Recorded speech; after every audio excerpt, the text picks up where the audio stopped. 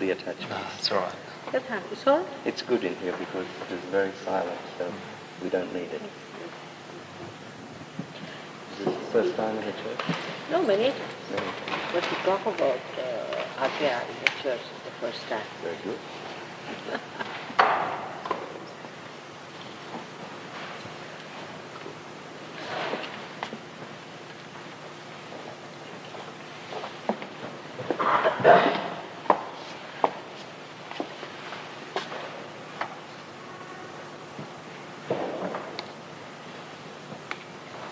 Yesterday I told you about this chakra, which is a very fiery chakra, because this chakra is occupied by a very fiery deity called as Jagadamba, is the mother of the universe.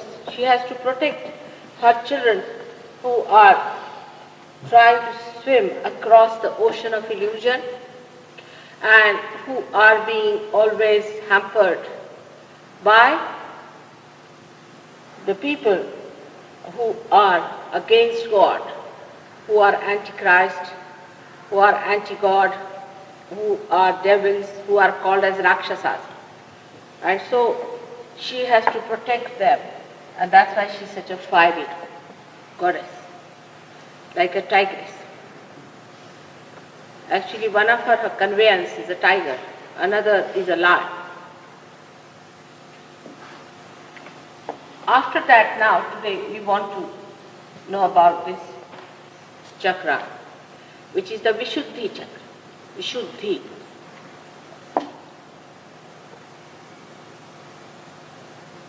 America, in the map of the world, is this center, is Vishuddhi chakra. That's why it is important to understand what do we stand for, Americans. Now this center has got 16 subplexes, and it manifests in the gross, the cervical plexus, which looks after all the ear, nose, throat, the eyeballs, and the neck, all the problems of this area. The facial construction depends on this chakra. Whatever is the condition of the center, you have the expression on your face.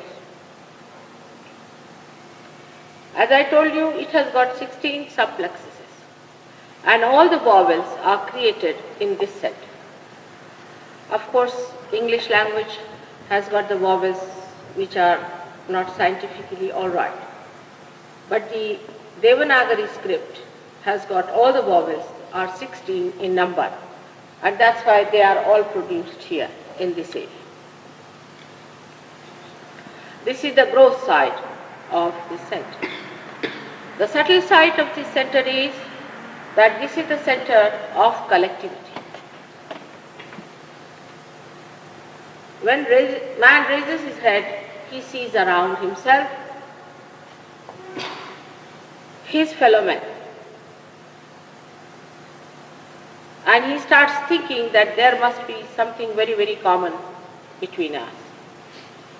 That we are part and parcel of one universal being, of the great primordial personality. The central path of Sushumna, of ascendance, creates this primordial being, ultimately, is the final, is the complete form of this ascendance of the evolution ends up here.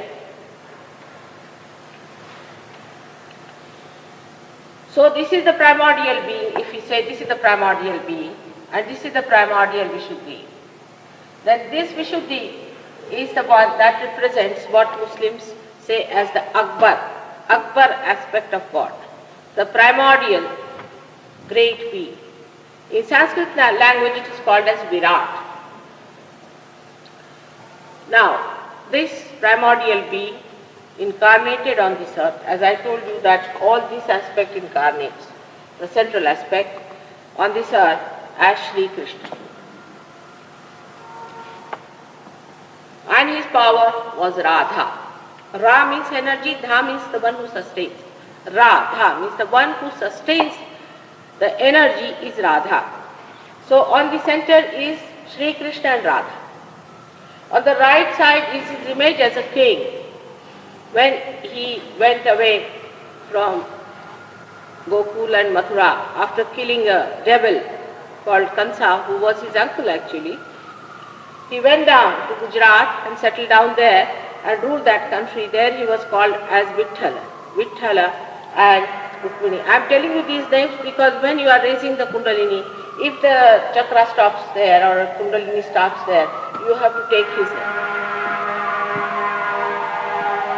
On the left hand side is his sister, who was just born and was killed again, and she appears to us as a lightning in the sky.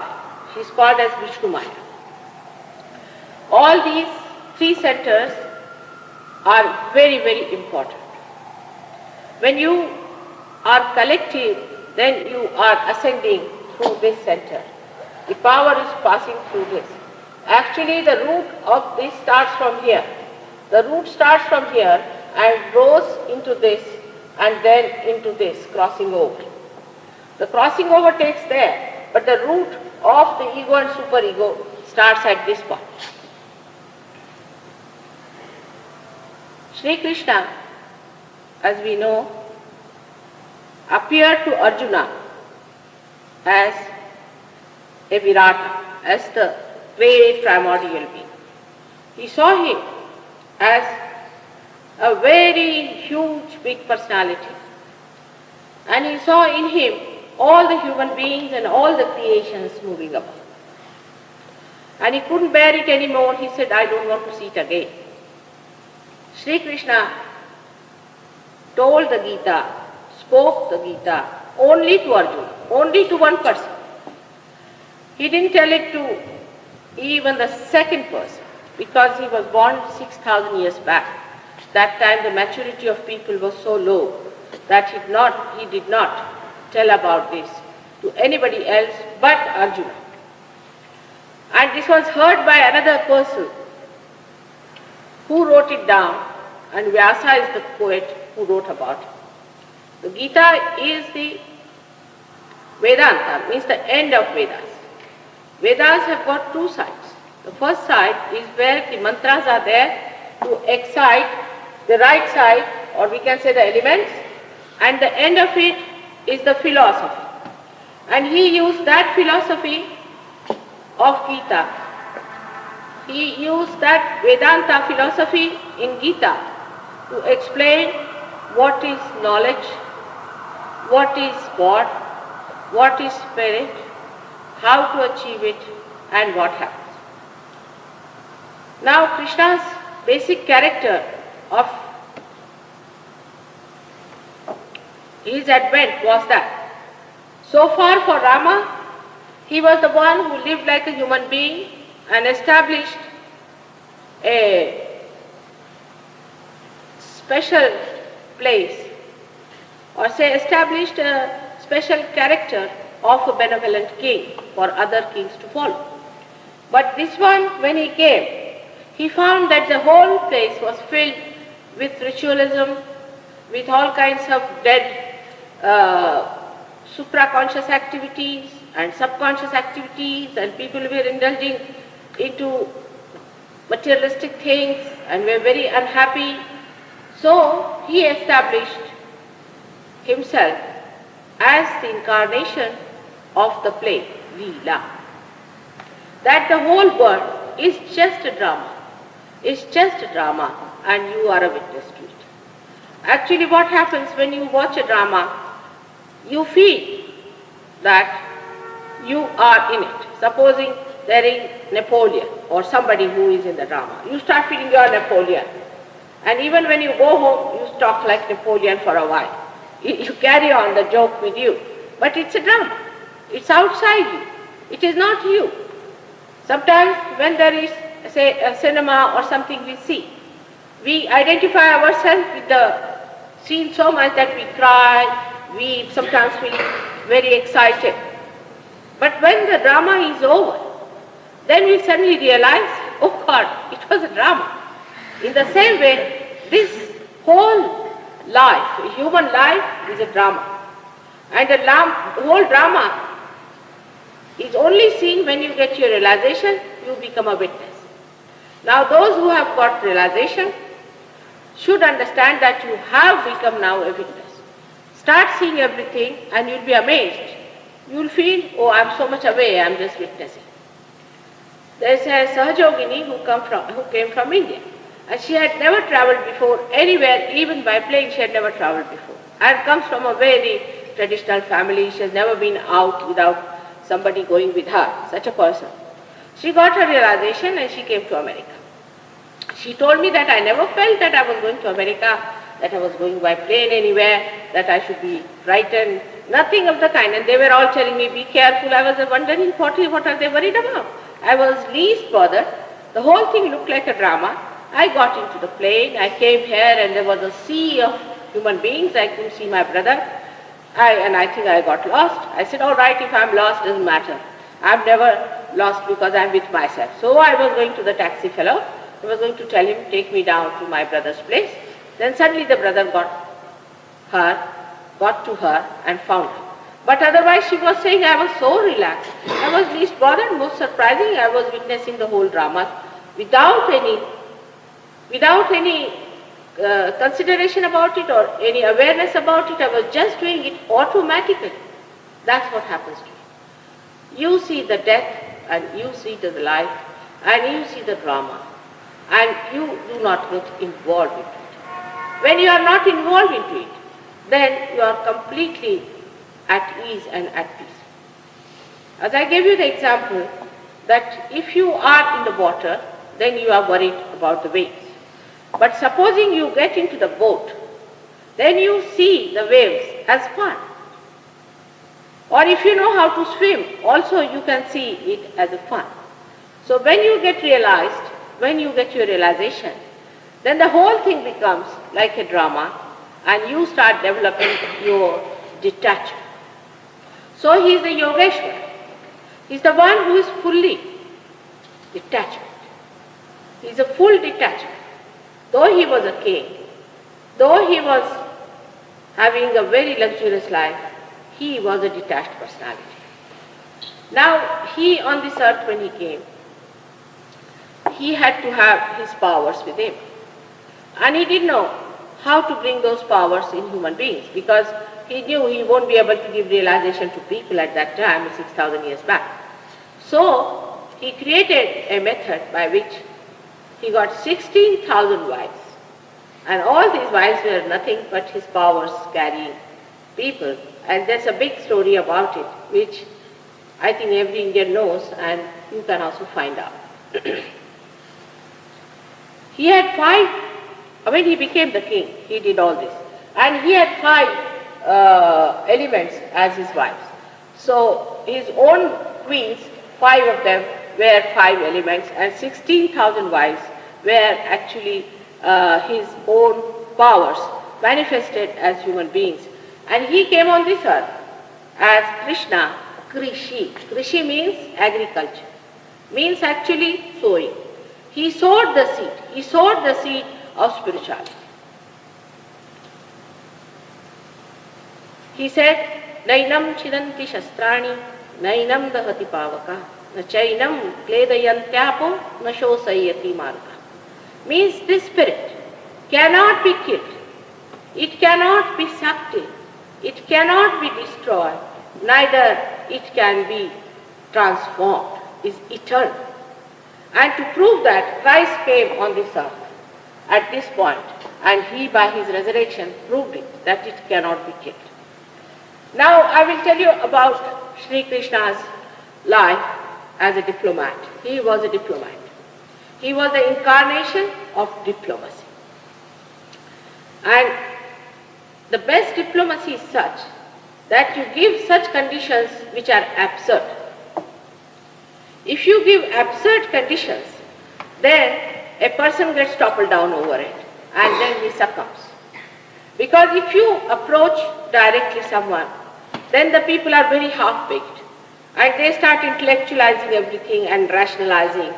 So better thing is put a proposition before them which is absurd and let them find out for themselves, and then they come to you with surrendered mind. Now I'll explain to you how. Arjuna was his disciple, and Arjuna, when he went to war with Kauravas, who were the satanic forces in those days, got into a mood of despondence. And he said that these are my relations, there's one of my gurus who taught me how to use the arrow, and how am I to fight these people? So then he told the Gita, that time he spoke the Gita to him. And he said that, the first thing he said, that you should find yourself. You must have self-knowledge.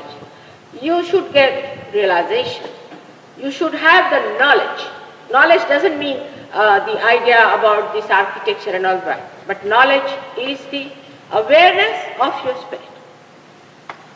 So Arjuna, being that time a mediocre, I should say, an intellectual, he asked him a question. As usual, intellectuals are good at asking questions, never giving answers. So the intellectual asked him that you are telling us to go to war, and here you are telling me to find my spirit. How do these two things meet? Because according to many people who are talking today also, that a man who is realized should not fight. He should sit down and bear all the brunt of the things upon himself. He should suffer.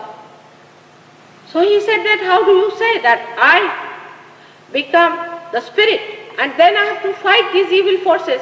Why should I fight these evil forces then?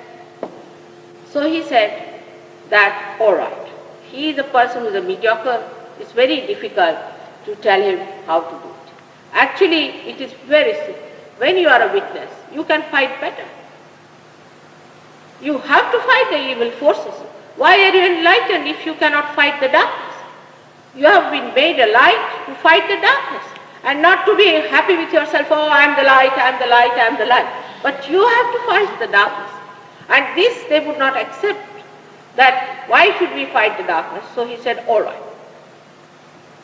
What you do is to do what you want to do and put the fruit of your doing at the lotus feet of the Lord. Now this is absurd. This is an absurd condition. Like you do your karmas, but put the fruit of that at the lotus feet of the Lord. It is an absurd condition, you just can't do it. Why? Because you have got Mr. Ego sitting down there. Whenever you do something, you always say you are doing it. And even if you say, oh, I have married Christ and this is God's work I am doing, you may say it. But in your heart of heart, it is not so. Because you have not got that hollow personality where there is no ego. You must get rid of this ego, otherwise you are doing the work and you are conscious. It's a myth. Actually, human beings don't do anything whatsoever. It's a myth. For example, we have built this beautiful church. Now what have you got? Whatever was created by God, you just change the forms of that and put it. Dead from the dead. What living work have you done? You cannot transform one flower into a fruit. Can you? So it's a myth. We believe in that we do this, we do that, we do this. Actually, you don't do anything. You only change forms of the dead from this to that. And this myth that you have got, that you do, accumulates here as this bi-colored stuff on your head. It can be quite big. Here it is shown, it can be so big as that. Even bigger than your body. Bigger than this big dome. The one who must have built this must have been maybe having a bigger thing than that. Can be possible, you see, and then you walk like this on the road.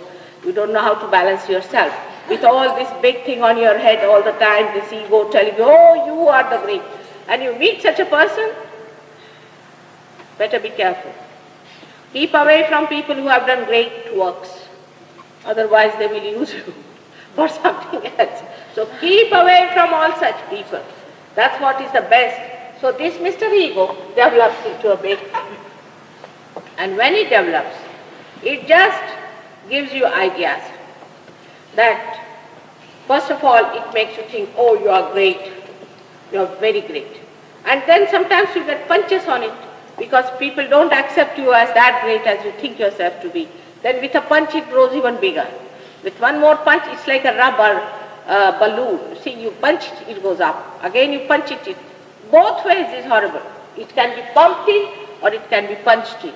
And once it is punched in, then it can be very, very big, and then you don't know what to do, so you recoil down into your left issue here. Then you say, oh, I should not have done it. Because you think by doing that your ego is hurt. You just go there to feel guilty because you think by doing that your ego is hurt. Your image is spoiled. Your so-called image of this big balloon is spoiled, so you feel hurt. Now this happening of giving it or surrendering it at the lotus feet of Lord can only happen when your realization takes place. Now those people who have got realization, what do? You say, Mother, it is going, it is coming. It's not going, it's not going. You become a third person. You raise the Kundalini, say you have a friend, you bring the friend along. The friend doesn't get realization. You don't say, I have given realization. You don't say, I raise the Kundalini. But what you do is to say, that Mother is not yet working, it's little hot this side, there's this finger burning, this chakra is catching. But you say everything in the third person. You never say, I do. Even if your son is not realized, or if your father is not realized, you will tell him, I'm sorry, you can't get realization. It is not working, You become the third person. And that is what it is when it flows, you say it's going, it's working, it's there. This is the theory that he tried to propound, that the whole thing should become, the karma should become a karma. Like the sun. The sun shines, but the sun is not conscious that it is shining. It's just empty. It's not bothered. It's not conscious of it. It comes, it changes so many leaves, it gives them color, gives oxygen, does all kinds of things, and it goes back, least bothered. It is just empty. It does not require any kind of a self-satisfaction that I have done it, I am doing. That kind of a thing should happen to you when you just become an akarma. That is what he was saying. This is the karma theory of Sri Krishna. But he said that a day will come when you will get your realization, and then this karma will be sucked. Christ is the embodiment of all that Krishna prophesied or said. He came on this earth to prove it.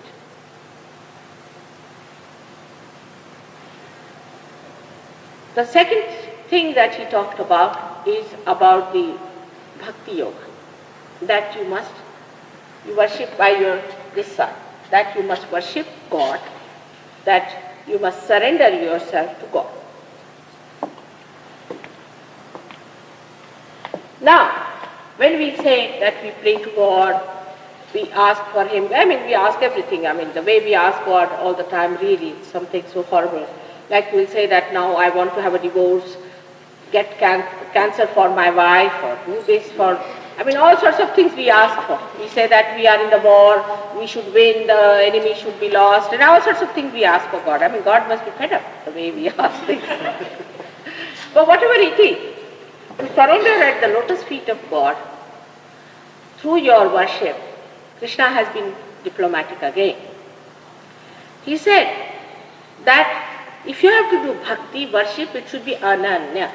Ananya. Now this word is the most diplomatic, and he used it again and again with all these scholars and all these people have missed it. Ananya means when there is not the other, when you are connected. You must do this surrendering when you are connected, which is very true. Without connection, if you start doing any bhakti, whom are you doing the bhakti? If there is no connection, supposing I am sitting in London, you are here. You are writing letters after letters, letters after letters, I never receive them, I never read them, I have nothing to do with it. So what's the use? You must have some connection with God Almighty, then whatever bhakti you do, it has a meaning. So before realization, the bhakti has no meaning. Like these mad people, Hare Rama, Hare Rama, Hare Krishna. By saying these things, if you can achieve anything, then it is the easiest. But the one thing that you spoil is the center. You spoil the worst of all, and they always get throat cancer. The reason is that first of all, you spoil the center. You spoil the center because you go on saying Hare Rama, Hare Krishna too many times. What is there to take God's name like that? It's very, very cheap thing. If you are realized, you don't have to take God's name like that. There's a protocol of God. If you have to take His name, you have to take it properly with a protocol even after realization. But you just want to say Christ, Christ, Christ, Christ, Christ, Christ on the way. Christ will be so angry with you. What is it? Is he such a cheap thing? First of all, you spoil the name here by taking, mechanically. Physically you spoil this throat. When I also speak too much, I have to get some sort of a soothing thing for my throat. So you can imagine a person who is not realized, who has no idea as to what name to be taken. He takes that name all the time, the mantras so-called that are given to you.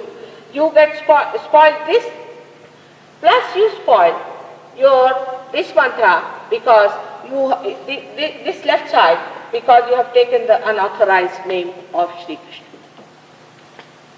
So you are in for a throat cancer. If you want to get it, you better join this Hare Rama, Hare Krishna cult.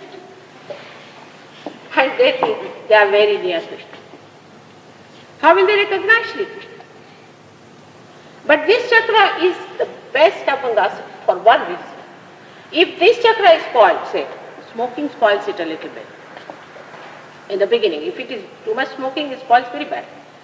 Then from the cervical plexus, the nerves go down on both the sides. And the sensitivity in the hands is so little that when you start feeling the vibrations, you may feel a jet of air coming out of your head, a great jet, but in the hand you may not feel anything at all. There are many who just don't feel anything.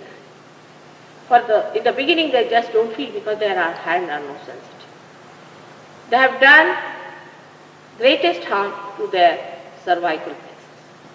And that's why this chakra is stopped. It doesn't give you the sensitivity. Though the Kundalini has crossed through, but gradually then Kundalini spreads on the sides and gives energy to this center, which passes through the system, and then you start feeling in the hand the all-pervading power, which is the knowledge. Otherwise people don't feel it. They may feel it in the head, but not in the hand. I was really shocked when I came here 9 years back that this country was nothing but a chimney. That time, everyone, whether it was a woman or a man or a child, everyone used to smoke. And so much of smoking that really I didn't know how this Vishuddhi, the America, is going to get. Now, please pay attention here, all right? Don't turn around your heads. Now, this center should be used in such a manner that you keep your collectivity. A person who is an individualist, who keeps away from collective beings, who does not give vibrations, sits at home before my photograph, wants to take vibrations and all that.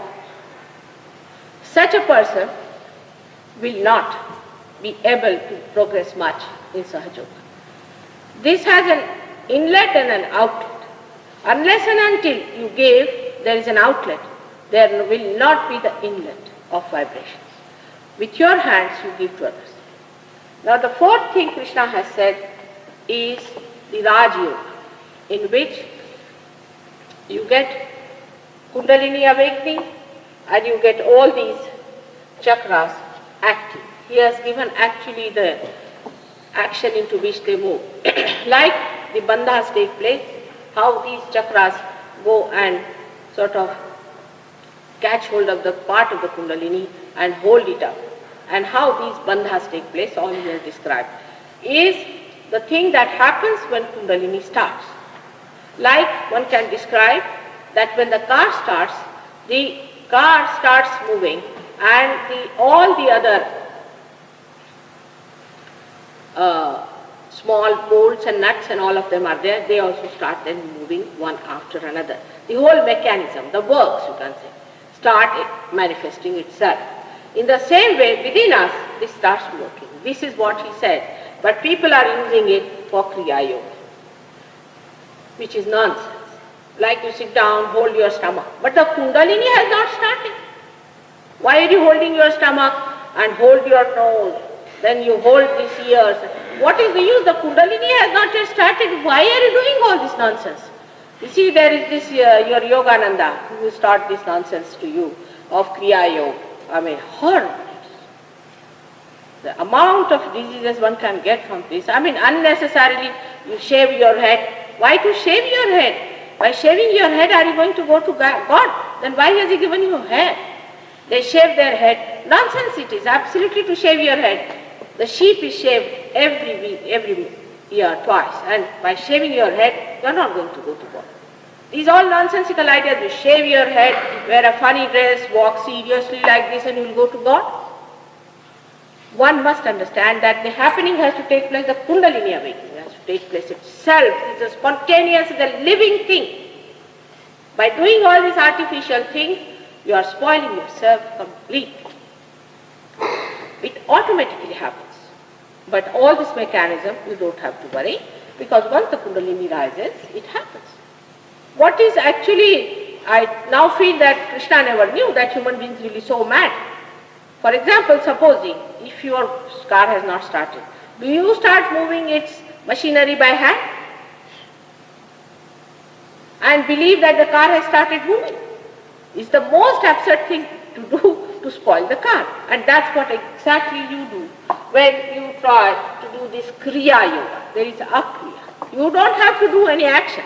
The action takes place by itself. It is built in. It is within it. I'll give you another example. Supposing there's a seed and you want to sprout it. Will you try to pull the primule out of it? Will it sprout? Is that senseless, I tell you? The way people try to do all these tricks, standing on the head, and God has given us legs to stand, not the head to stand. I don't know from where this idea has come that you stand on your head. By that, Kundalini is never awakened. It is for a certain disease. That headstand is good, but not for everyone. It's for a cure of a disease, that's all. All sorts of funny ideas, even people drink urine. I mean, all sorts of things they do, nonsensical things, to get to realization. There was one lady of Nimkauri Baba, it's another horrible fellow, and she came to me, she was like this, like this, like this. I told her, what did you do there? What did you do with this man? Oh, mother, he blessed me specially. I said, what? He gave me his water. I said, his water? What is his water? And this is the water she drank for days together, for years together. And now she says, I can't forget him. Imagine to bring God to that level. I mean, can there be a greater blasphemy and ridiculous way of treating God Almighty who has created you? There's no respect. No respect. You don't respect yourself, you don't respect your chastity, you don't respect your private parts. How can you respect God? This is what it is, and they teach you not to respect. And this is what happens when you start reading Gita. You see, they are all blind people. Blind people can't read Gita. Blind people cannot read Bible. They never understand. They will never understand the inner meaning of it, and they'll just twist it for their own sake. Now the left-hand side is the one that gives you what you call the guilt feeling. I don't know whom to blame now. For example, say the churches, the Catholic churches. I mean, when did Christ say that you are guilty? From where did they pick up this? I cannot say from where they picked it up. Christ could never have said that you are guilty, that you should feel guilty, that you should suffer. I mean, from childhood, if you tell somebody that you are guilty, he'll become automatically. It's a conditioning on the person. He will devise methods to find out that what guilt he has. After all, you are a human being, and you can make mistakes, and you are blind. God knows that. And He also knows that all your mistakes are to be forgiven. They are to be forgiven. And you are to be given realization. He is worried about his own creation, isn't he? Is he going to waste you only because you have committed some mistakes here and there? And what mistakes can you commit? That's also, let's see. He is the ocean of love. He is the ocean of compassion. He is the ocean of forgiveness. He is ocean. And you are a drop in the ocean. And how much a drop can carry a dirt that he cannot cleanse? Think of it. Think of it when you say you are guilty. This is a fashion that is developed here.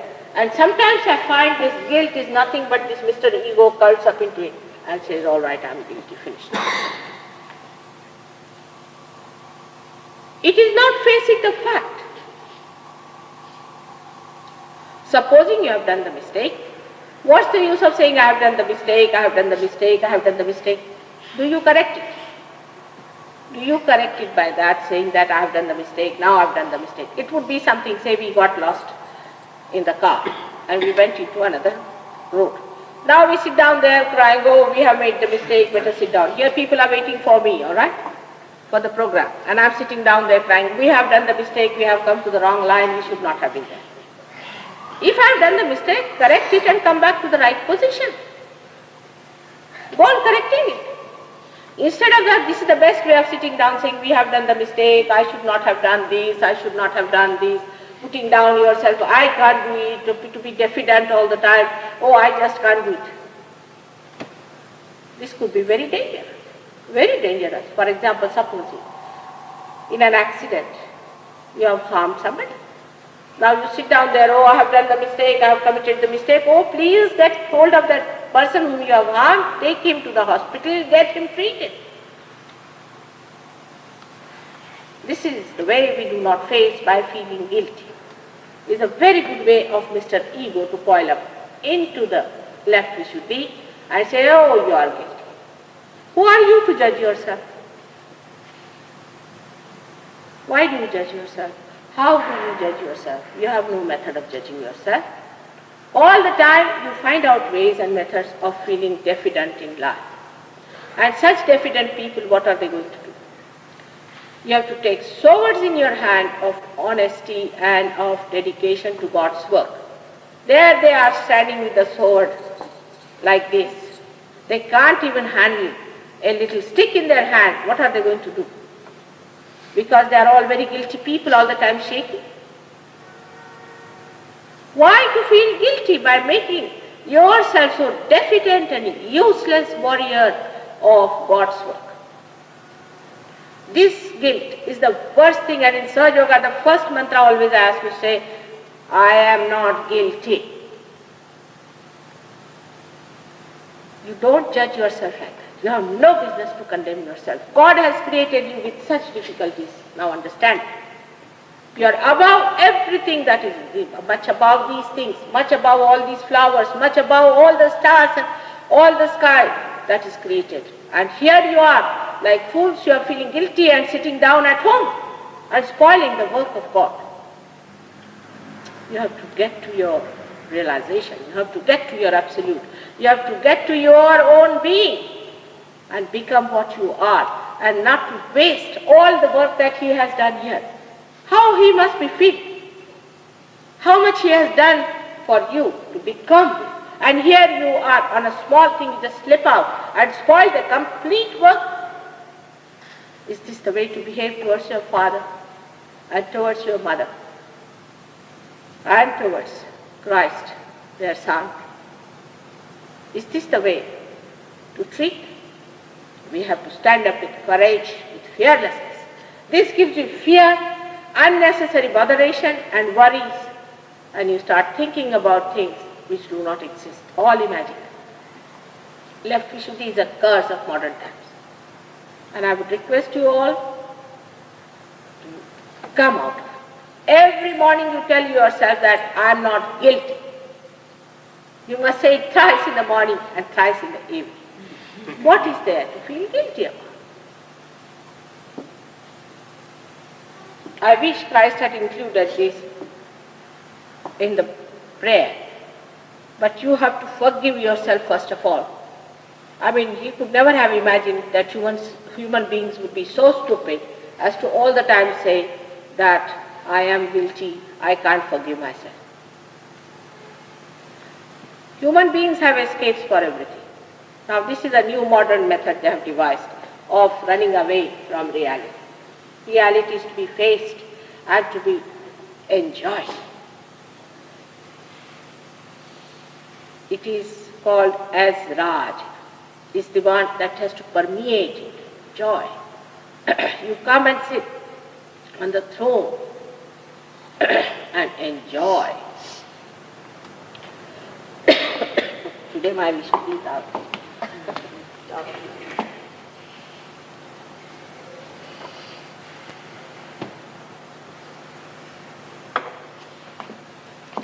Now, I have been able to tell you in short about Vishuddhi chakra.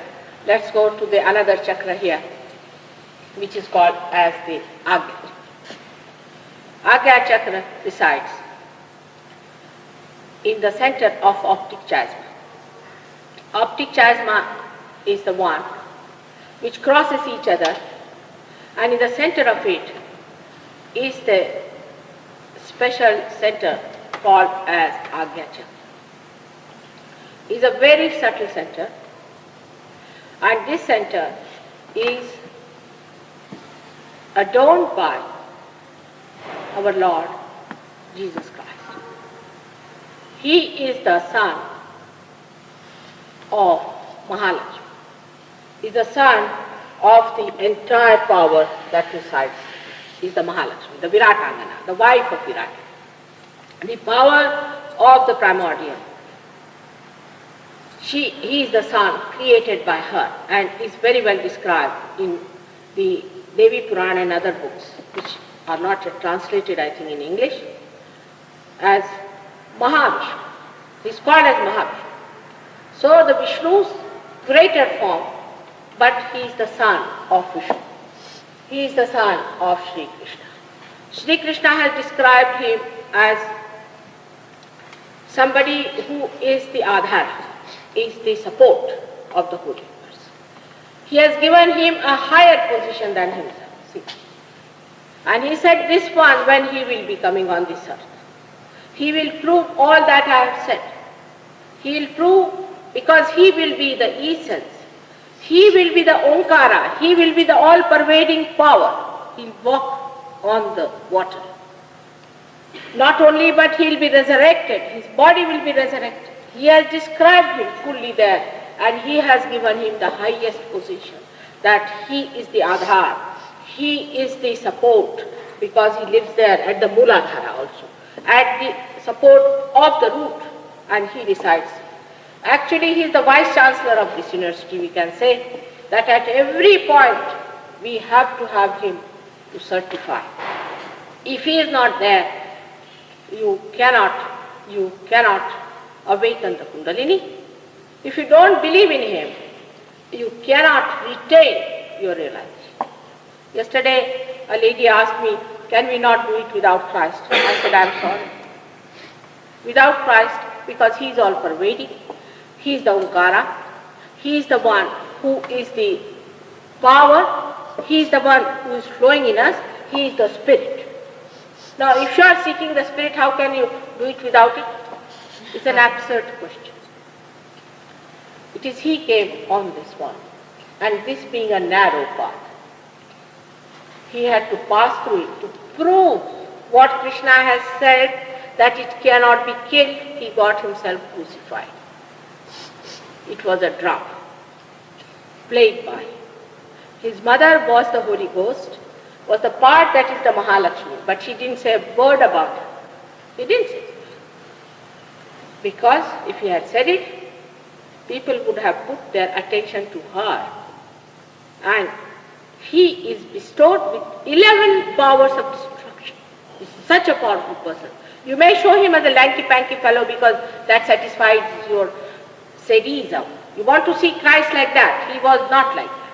He is only painted by, I think, Rubens very well, But the best is that in the Sistine Chapel, where Michelangelo has really boldly painted him the way he was. He was a tall, not very tall, but quite tall, and a very healthy and a hefty person with a big stomach. He's known as Lambodai, with a big stomach. And he could carry such a huge, big cross on his back. So people, when they showed him, then I was amazed at it. How could they show Christ in such a miserable state? How could they do it? Horrible it is. This is just their own expression. That's how they wanted him to be. These are the people who must have definitely crucified Christ, because they like to see him so miserable and unhappy. How can a person who is a realized soul be that? He has to be a cheerful person, fiery, dynamic. It has to be a healthy person.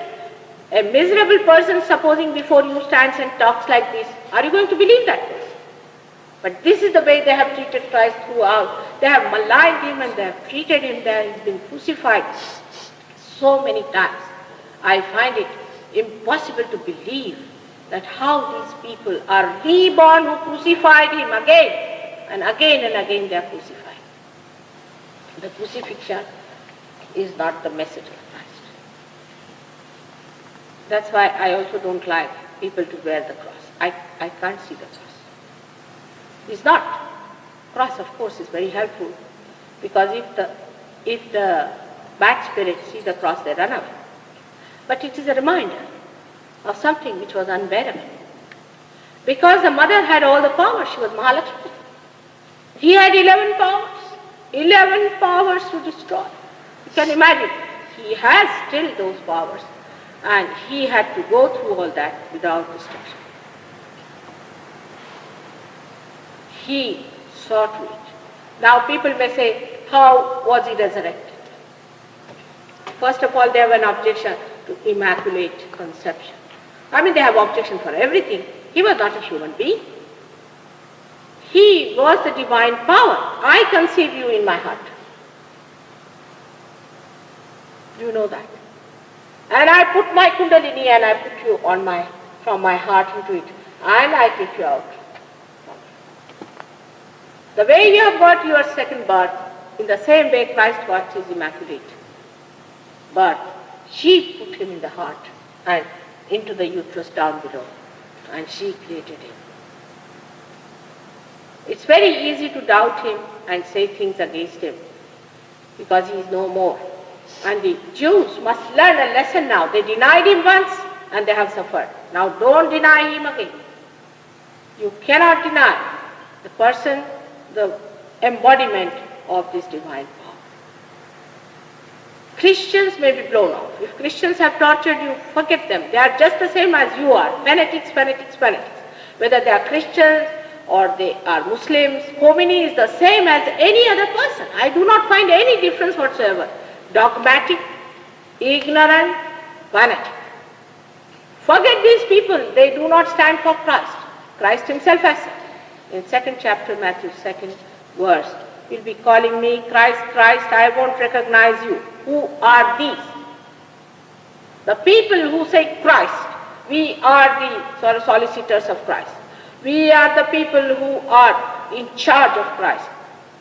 All of these people will be charged and they will be thrown away in the hell the way they have managed things about Christ.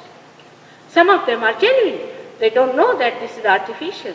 They are genuinely, but they must get their realization. They must ask for their real realization, and they must know what is Christ within themselves. They have to awaken this Christ here. Now, as I was telling you, that Christ said that you are to be born again, that I am to be born in your heart. Now, the heart center is here as well as here, because the heart is controlled by the center at the fontanelle bone area. And that's what he said, that you should get your realization, when he said you should be put in the heart. Now the people of various countries, even your country, went down to India.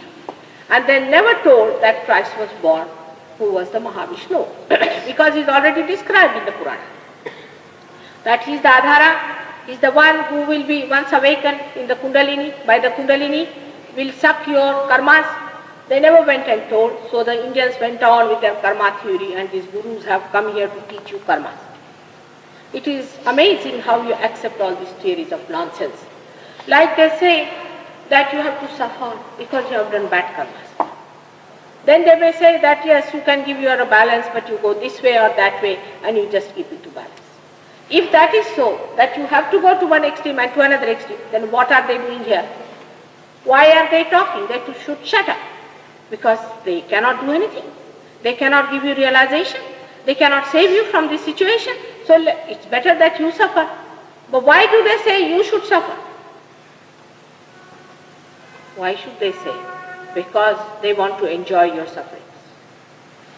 They want you to suffer because they enjoy it.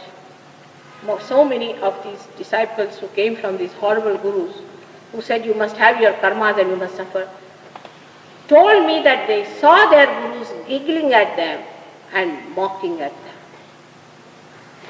And they showed me some of the photographs they had taken of these gurus, which shows complete mockery of these stupid disciples who were suffering in their body and suffering in their mind in the presence of these gurus. So they have a double enjoyment. One, the money, another is the sadism. And third, the greatest of all, that their purpose is to kill you all and to destroy you all because you are God's men. That they achieve by their falsehood. Because you are impressed by their falsehood. Now see, if there was any false guru here, this hall would be filled. The whole thing would be filled. On the road there would be a jam. But the real guru, I have seen not only here, everywhere. It starts very slowly.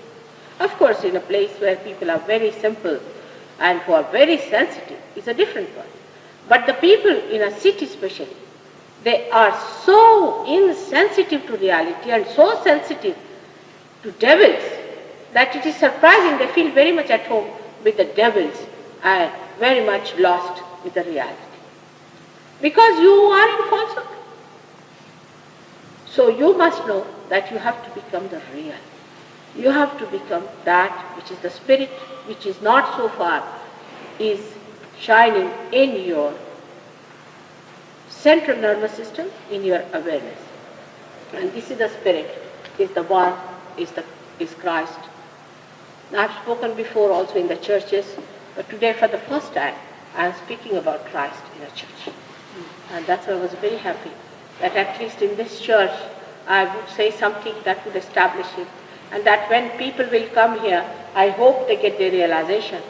And that something works out here, they get at least the awakening, because so many saints are sitting in front of me. Maybe that one day will come in this church. Maybe it may work out that people will get their realization. Christ's life was only for 3-4 years. Nobody allowed him to live longer than that. Whatever was possible was done, but such stupid people, you could not talk to them. And that's how they killed him. He could not speak to them anymore, and that's how his life was finished. But in that small life of his, what a spark it was.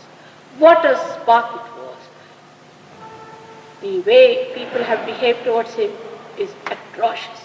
I must say the apostles themselves, because this Matthews and this, he was such an intellectual, he would not accept the idea of Immaculate Conception. Very difficult man.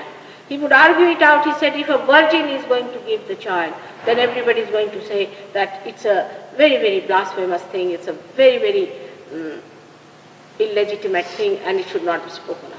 Horrible fellow, and one better than the other. And when they took up about the spreading of Christianity, they took it in such a funny way, because they became supra-conscious before. They started speaking the languages of so many people. That part of Babel is wrong, where they became not realized. The wind part is all right. But so many people I have seen who come to my program, when they come for realization, they feel the wind for a while and immediately they shunt off. and become supraconscious. Now we'll see what is supraconscious entry and the subconscious entry. Now you see here there are two buds. These are the two petals. One controls, of course, the pituitary, that controls the ego, and the pineal, that controls the superego. But this also has a capacity to blow this out this way and blow this out this way. Supposing you become supraconscious, or you start thinking too much about something about the future, what must be the galaxy, you should find out about it, and you must find out about the stars and about all these things and about future, about, say, prophecies, what else is that, is astrology and all these. You say futuristic. You people are mostly futuristic. You try to plan, you try to do, and every plan fails, of course. But this thinking of planning of too much can push this up this side, too much. Actually, as shown here is this side, but actually when it is placed like this. The ego is placed like this and the superego is like this. Here we could not show the three dimensions. So from the back to this side is the superego, and from here to here is the ego. Now this ego floats out this way, into this side. And when it floats out this side, it goes into the supraconscious area. So it comes up this side. Now the supraconscious area gives you visions, hallucinations. LSD does that. LSD does that. Then you start seeing some eye of a person who is a dead person but a very ambitious person. For example, you might get the vision of Hitler. You might get the vision of, say, all these horrible kings who lived. You might see colors. You may see auras. And one has to understand here that these auras starts coming to us because we shift, we disintegrate from our being. That's how we start seeing something else separated from us. To see auras is not a good sign in surgery. If you are seeing auras, we have to bring you back to the same position because you have to be in the present and not in the future. You get disintegrated. For example, if there's a machine, say, which takes the auras. I was talking to someone who has done that work of aura picturing. Now, after realization, you don't get any auras in a person. Cannot get any auras in a person because he's integrated, completely integrated. But when he is in a mess, you start getting the auras. Like if he has cancer, you will get auras. If he is an alcoholic, you will get auras. They can't be crazy auras. A normal person may have auras, not so much crazy. But auras you cannot feel when the whole thing is integrated. You can see in a say, light. If there is no aberration, that means it's a good light. If there is aberration, then it's a bad light. All the seven colors of a light has to be concentrated and has to be integrated. If they are prismatic and if they are giving you separately, then it is not one integration. And when it is one integration, then you cannot see seven lights. So the person is not integrated. Now all these auras come to us because we are made of 7 type of cocoons within us. But the people who are on the right side only believe in the 5 cocoons. They call them koshas. I don't think if I have time for that, but these are the koshas are created by, one is created by the first center, by the second center, by the third center. This is the physical things. By the 4th one, then the 5th one, and the 6th and the 7th are the things that they do not create auras outside. They create inside near the heart. And these are created near the heart, but as soon as you get your realization, they all become one. They all merge into one, and that is the spirit. So, as if you can say, when the spirit exists in a prismatic state, then you get the auras of 7. But when it becomes integrated, that you become one, all the auras become one. So integration is the aim of Sahaja Yoga. And now I think I have told you how you can also go to the subconscious area the same way. The subconscious area you can move on the left hand side. If you move into collective subconscious area, say for example, you can be triggered into cancer. By this triggering, you might get heart attacks and things like that. Diabetes now. Many people believe sugar gives you diabetes is nonsense. Sugar doesn't give you diabetes. What gives you diabetes is too much thinking. Those who do not think too much never get, Indian farmers never get diabetes, they don't know what disease is this. Because you think too much, you work too much, this center works too much. It has to create food for the brain. It has to replace the brain centers. And these brain centers are to be replaced. For that it creates out of fat the new centers, the evolved cells that are sent here, and because of that work, if it is too much, it neglects the other things which it has to work out throughout. One of them is the spleen, another is pancreas, and when it neglects the pancreas, you get diabetes. Not by sugar, of course, sugar because it has to convert it into fat. But if you do not have sugar, then it's a double work. If you have sugar, it converts it into fat and makes it useful for your brain. But if you think too much then, and you don't take sugar, it's a double action. But if you just take sugar and do not think, also can be problematic because he has to convert too much of into fat. You see, so too much work is given, there is no balance. So one has to understand that too much sugar is not good, but you must take sugar because the sugar is needed, and stop your thinking. How do you stop your thinking? Only by rising above the Agya Chakra. This is a very, very important point at Agya, that you must know that the thinking stops. Now the thinking comes to you like this, like a wave. It rises, the thought, and falls off. Another thought rises and falls off. In between there is a place called as Vilamba. Now when the thought rises, it automatically falls down. You can see the rising of the thought but not falling off. Now this space is the place of present. This rises either from the ego or superego and goes into the past. The in-between space is the present. One is the future, one is the past. Now this space has to increase. When it increases, then what happens is that Agya Chakra opens more and you become thoughtlessly aware. You become thoughtlessly aware. You come in the present. There's no thought. And thought is the barrier between the creation and ourselves. For example, you look at this, say a beautiful stone that is placed there or anything. You watch it. Now if you want to think, oh, it looks like a man, it looks like a devil, or it looks like a god, or whatever it is, there's a thought you're putting. So what you do when you are realized, you just watch. And whatever the joy is put there of the creator, of an artist, completely is within you. Because there is no thought, there is no weight, there is no disturbance. In a completely silent lake, all that is around it, all that creation comes into it. Absolutely reflected, and you enjoy it with thoughtless awareness, called as Nirvichar Samadhi.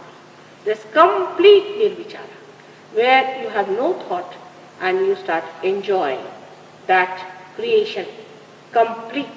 The joy of that is there, nothing is lost. So the thoughtless awareness comes in when the Kundalini crosses this Agya Chakra. It does double work. First it makes you thoughtlessly aware. Secondly, because the Kundalini, if it has pierced through, it pushes these and she fills these with the grace. The grace falls on this.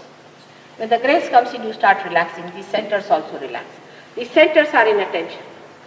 But when the grace comes in, they go back into normal. So there is more sort of expansion, and the thoughtless awareness starts establishing itself at the Agya Chakra. Now the mantra of Agya Chakra is the Lord's Prayer. It has got two sides, hum and cha. Hum means I am, and sham means I forgive. So if supposing this is catching, you have to say I forgive. If there is ego within us, you should say I forgive. If there is superego within us, you should say I am. I am. So it is ham and sham is the bija, is the seed of the prayer, Lord's Prayer. Now there are people who are talking the Lord's Prayer is not all right. I mean, who are you? What do you know about it? Everybody is challenging everyone.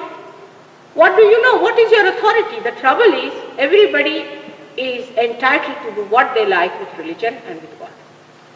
Though they do not know anything about it, they are absolutely ignorant, but they think they have a right because there is no political control over it. Even Hitler can talk about Christ. Anybody can talk about him and about the prayer that he taught you. Who are you to challenge it? Who are you to challenge him? I can't understand. How do you challenge a person without knowing your own position in relation to him? But this is a very, very common thing that people do, and is due to ego. Ego makes you high-handed. And this is the worst type of high-handedness, that you challenge God, you challenge Christ, you challenge everything which you don't understand. Your mind is limited. It's a very limited vehicle. You cannot do anything with this mind of yours. You have to go beyond it. Somebody has to trigger you into the space. You have to go into there. You have to become the spirit. Only by realizing your spirit you can get connected with God. Before that you are not connected. That's why you have to become the spirit. And the spirit is the connection, is the link with God. There is no other way you can be linked with God. If you want to keep yourself in delusion, you go ahead with it. But this is the real thing I'm telling you, the true thing I'm telling you, for which you should know you cannot pay, you cannot purchase it, you cannot demand it, and you cannot work it out. The grace of God has to come, fall upon you to do it, or a person who is enlightened can only enlighten. Now, about Christ, if I have to speak, I've spoken once on Christ for 7 days, one after another. There's no end to it. It's such a great incarnation that I just do not know how to say that I've spoken all about it. As it is, we have many tapes in London. You can send for it. We are now going to have a center here. Herman has offered his place, and we'll be sending those tapes there. At least 300 tapes you have got in London, which you can listen to and see for yourself. And all of these tapes are very good because they are actually mantras. They work out the mantras, and you also get listening to them, opening of your centers and all that. Now the last, which is embarrassing because he already has told you that I'm supposed to have been here.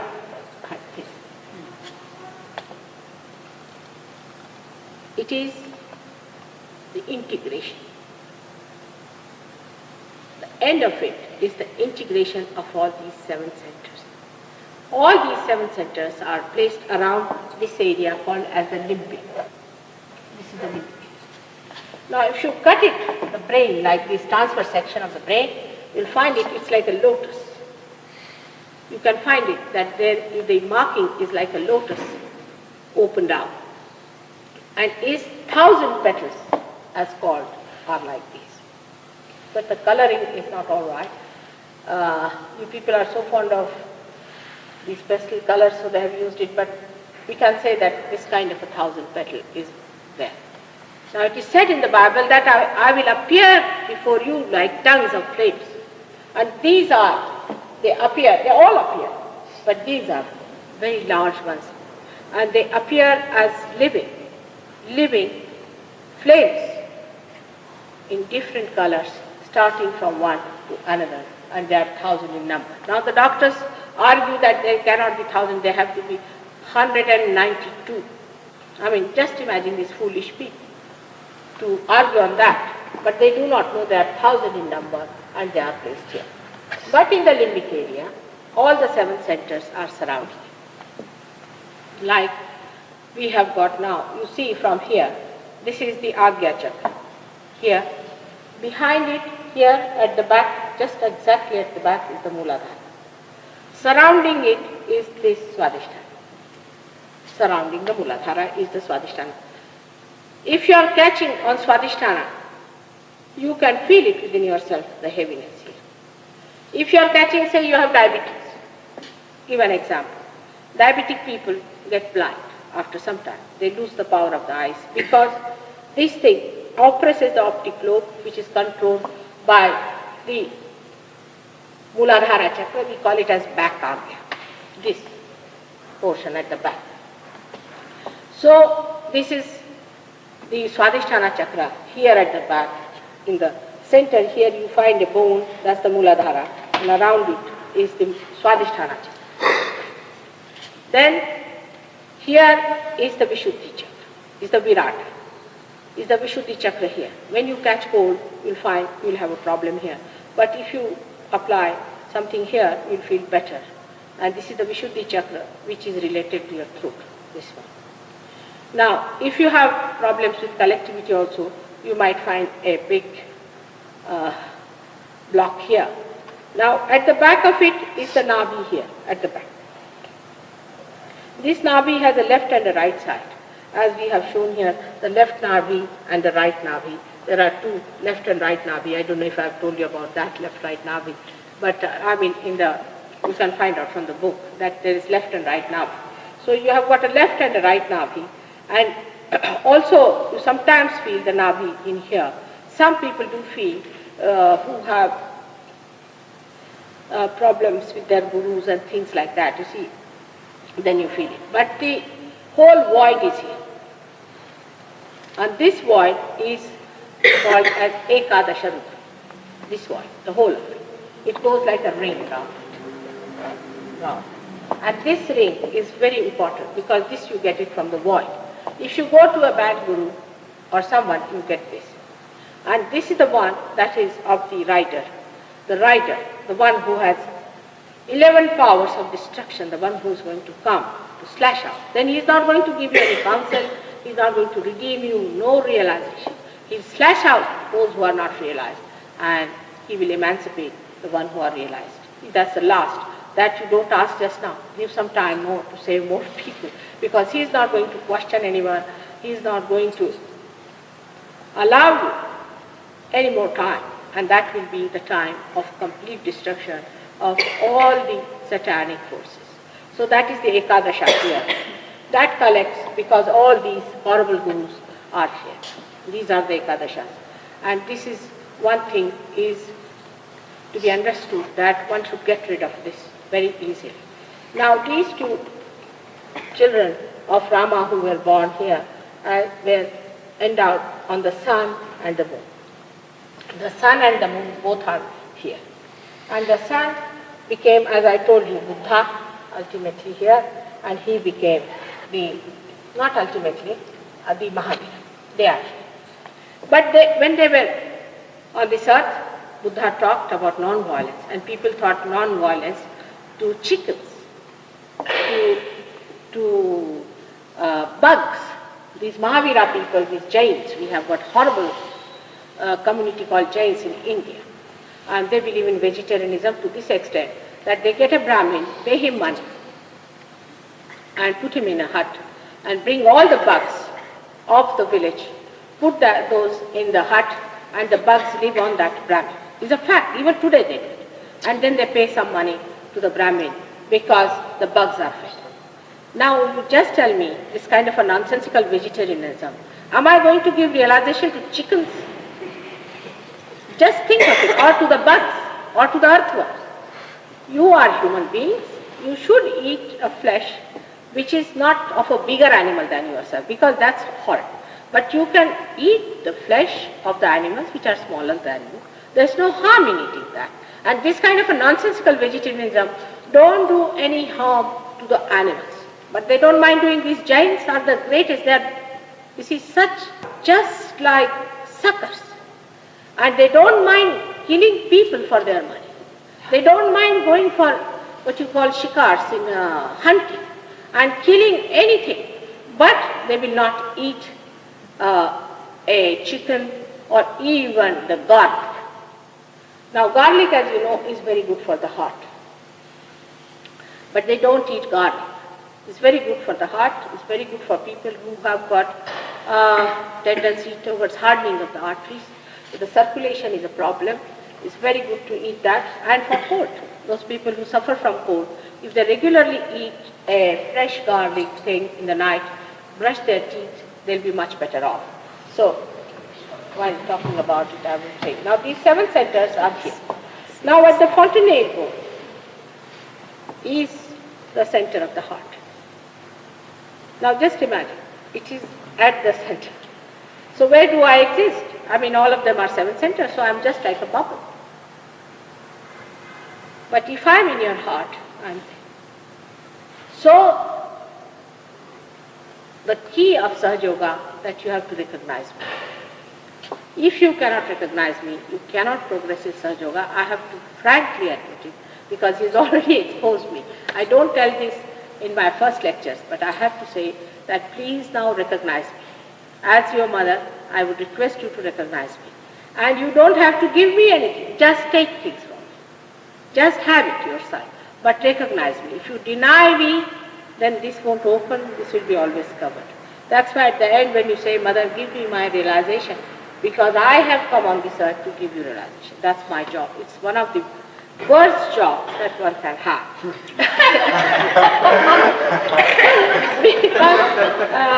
because it is so difficult with people to talk to them, to tell them about it, and they are all the time up in arms.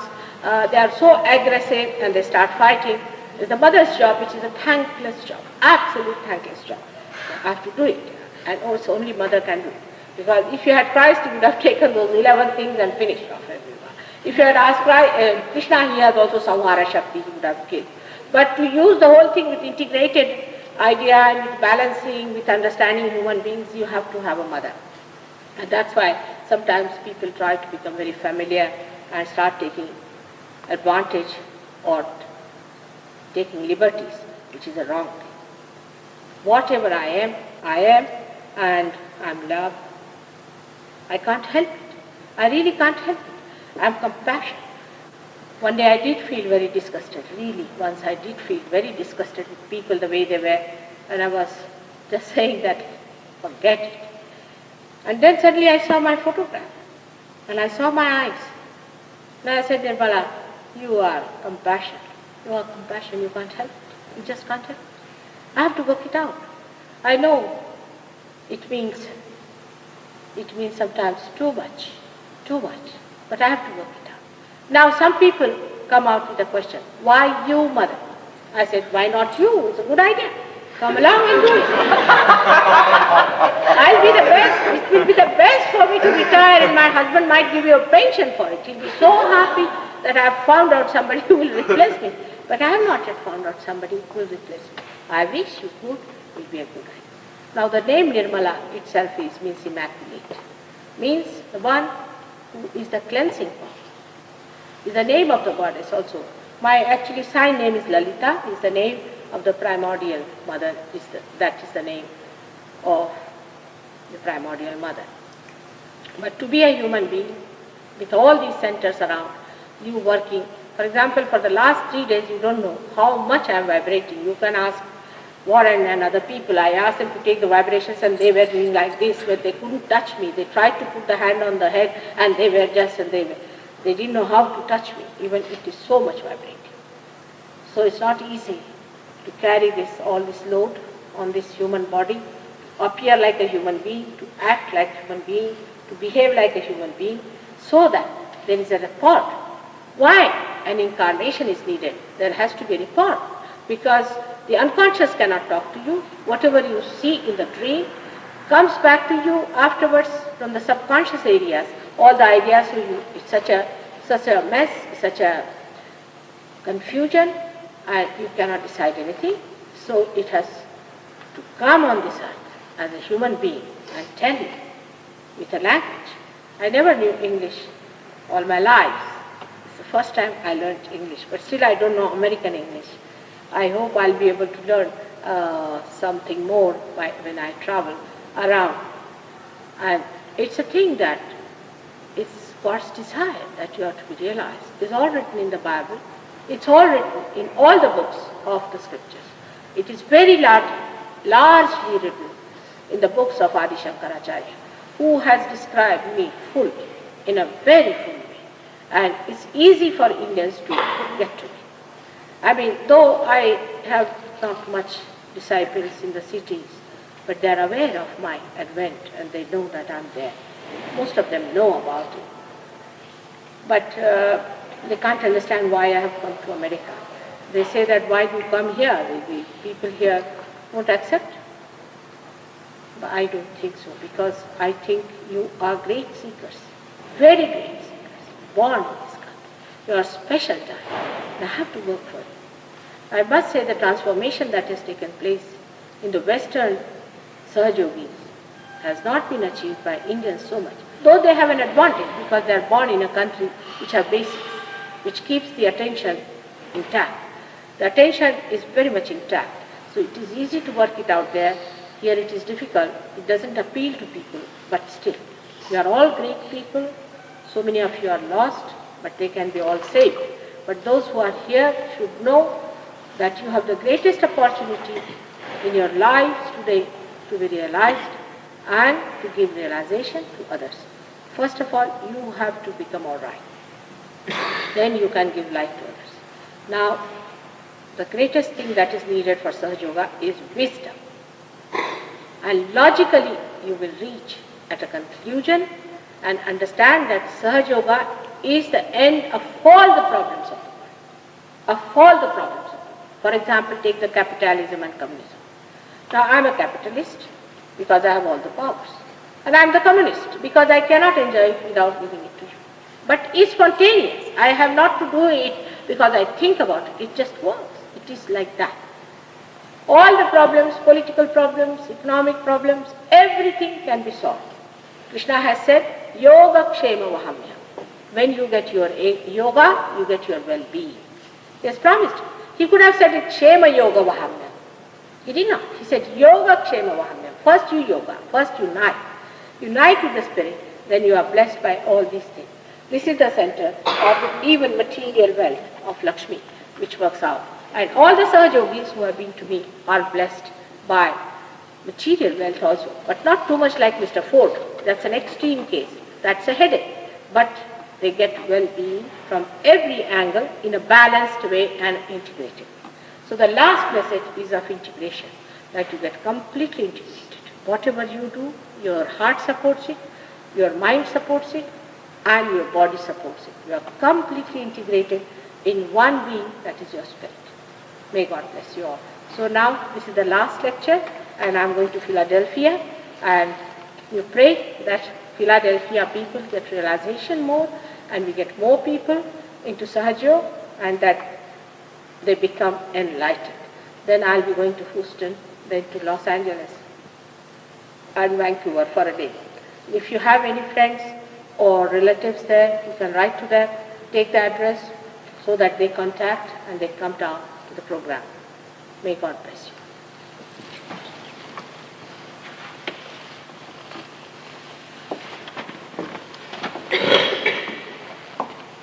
Normally I don't tell about myself, but today he exposed me as soon as I came. I had to tell because it's not tactful. It's not tactful to say anything. It's better that you discover me than I tell you, because Christ was crucified, everybody was tortured. I do not want to hamper my work, because it makes no difference by telling you anything before realization. It's better to tell you after realization that I am the Holy Ghost. No doubt, I am the one about which Christ has taught.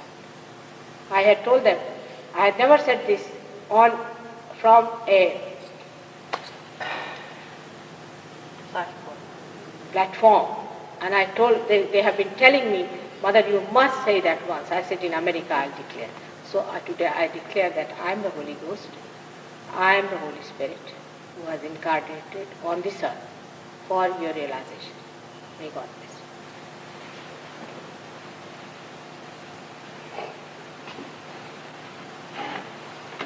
you. Now, any questions? Mother, I'd just like to say I love you. That's it. And I would like to sometime tonight take the rest of the pictures because I'm not sure the others came out. And this is my important question. How can I still my thoughts? What did you say? How can I still them? He wants to know how can he still his thoughts? Huh? How can he still his thoughts? Quiet. How can you? Make himself thoughtless. You just say Lord's Prayer. Now, before my photograph. All right? Work out. Lord's Prayer is the entry. It's the entry, no doubt. There's a little announcement concerning all of you. There is a photograph of Mataji which is available from Tracy, who's sitting over there, which you can buy. It's a very good quality black and white photograph. And she has a few tonight. Christine will have a stock of those photographs. There is also a book called The Advent, which a few people have already received, about Mataji's Advent and about Sahaja Yoga, which you'll be able to buy once you settle into Sahaja Yoga. Don't forget that Christine is here, Herman is here,